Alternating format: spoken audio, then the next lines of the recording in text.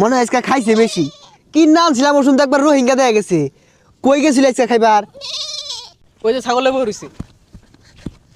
এই কত টিয়া খরচ হইলা যে কলা বাগান করছি, মনে হলো সেগুলোর পয়সা মানিকগঞ্জে তাই না দরদা মেরে ছাগল নিয়ে হান্দাই দেশ কলাগুলো খায় করছে কি?